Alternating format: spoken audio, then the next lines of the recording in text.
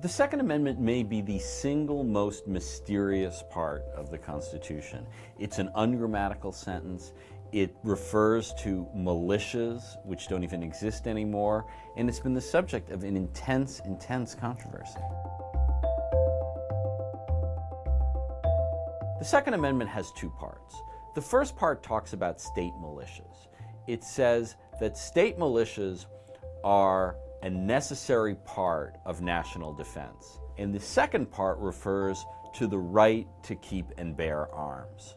The question of how the two relate is something people are still debating. Militias were effectively how the United States raised armies in the early days of the Republic. There were essentially more or less volunteer forces of young men who fought for their states and fought for the country in what were called militias.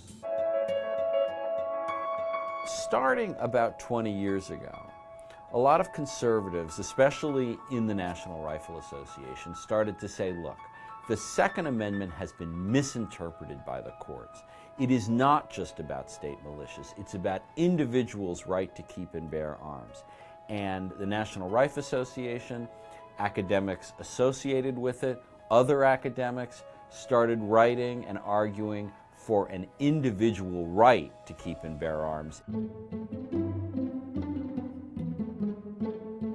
This question about what the Second Amendment means has one final arbiter, and that's the Supreme Court of the United States. In 2008, the Supreme Court said there was an individual right to keep and bear a handgun in your home.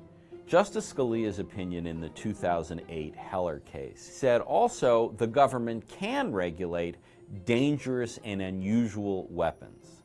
Well, what's a dangerous and unusual weapon? We don't really know. Is an assault weapon? Maybe.